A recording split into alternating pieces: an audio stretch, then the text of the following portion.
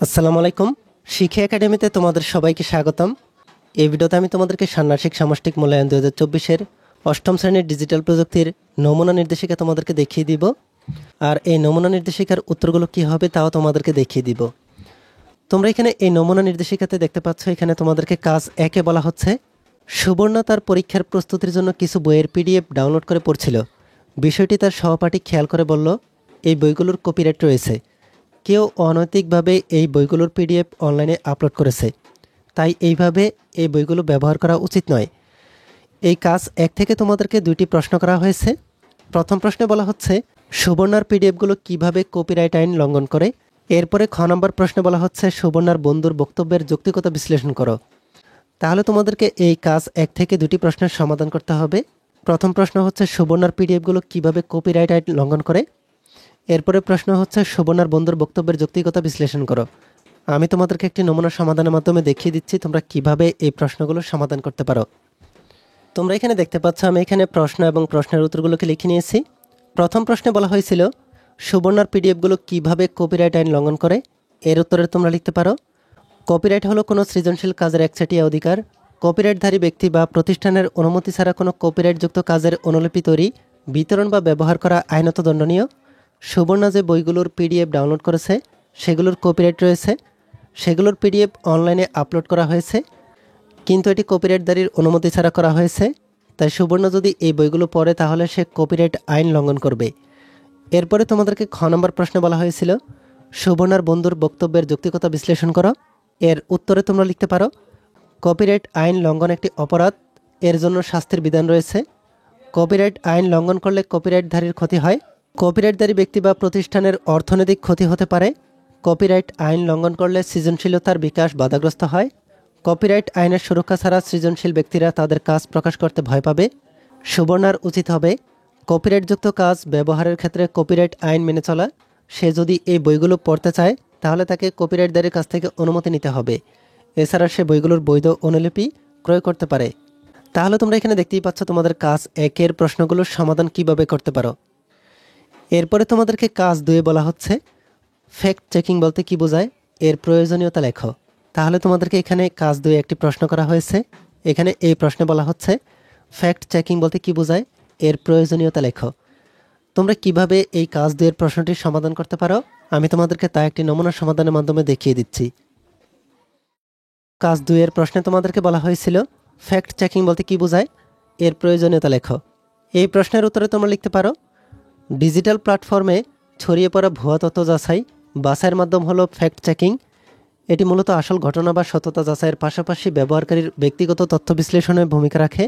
অনলাইনে অপতথ্য ও গুজব ছড়ানো প্রতিরোধে ফ্যাক্ট চেকিং টুলসের ব্যবহার বাড়ছে সংবাদ মাধ্যমগুলোতে। যে কোনো তথ্য যাচাইয়ের ক্ষেত্রে আগে ভাবতে হবে বিষয়টি কতটুকু গুরুত্বপূর্ণ এবং সেটি যাচাইযোগ্য কিনা। তাছাড়া সব তথ্যের সত্যতা যাচাই করা যায় না। প্রতিটি তথ্যের এক বা একাধিক উৎস থাকে।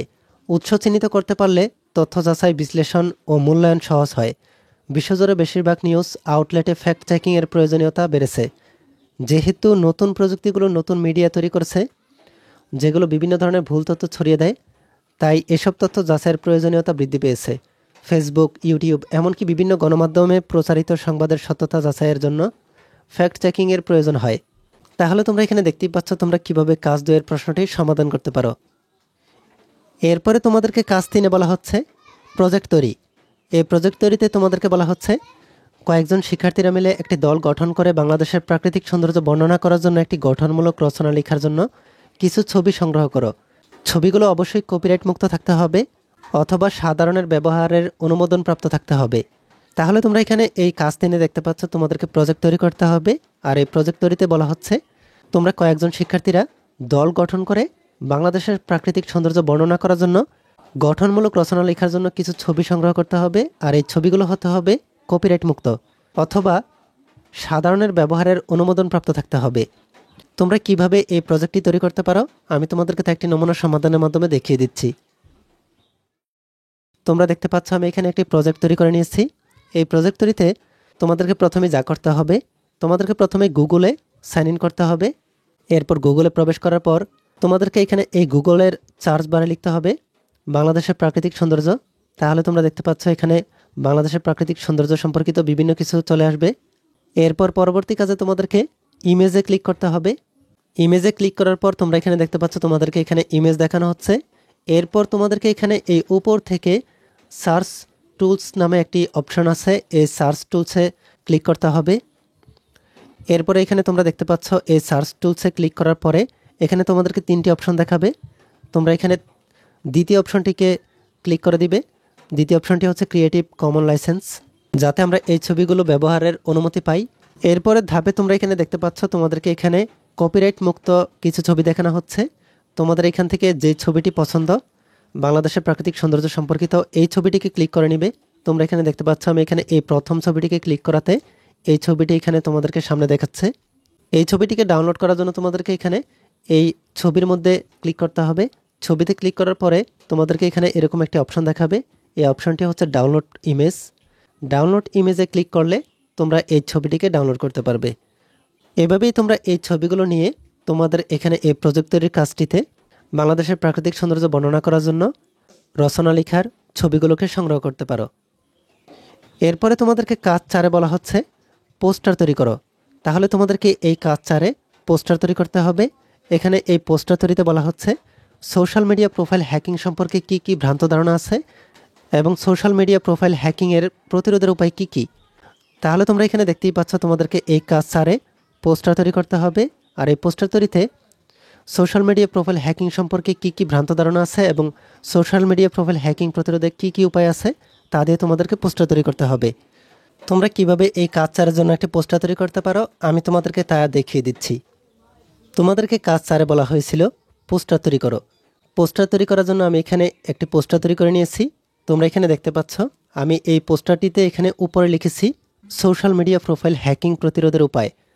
সোশ্যাল মিডিয়া প্রোফাইল হ্যাকিং প্রতিরোধের উপায়ের পোস্টারটিতে তোমরা যেভাবে লিখতে পারো, প্রথমে লিখবে দুর্বল পাসওয়ার্ড ব্যবহার না করা, এরপরে হচ্ছে সন্দেহজনক লিঙ্ক এড়িয়ে চলা, 3 নম্বরে হচ্ছে সোশ্যাল মিডিয়ার জন্য আলাদা ইমেল ব্যবহার করা, 4 নম্বরে হচ্ছে নির্দিষ্ট সময় পর পর পাসওয়ার্ড পরিবর্তন করা, এরপরে 5 নম্বরে হচ্ছে 2 স্টেপ ভেরিফিকেশন সচল রাখা, 6 নম্বরে হচ্ছে অ্যাকাউন্ট অ্যাক্টিভিটি খেয়াল রাখা, 7 নম্বরে হচ্ছে ফ্রি ওয়াইফাই ব্যবহারে সতর্ক হওয়া, এরপরে 8 নম্বরে হচ্ছে যত্রতত্র লগ ইন করা থেকে বিরত থাকা।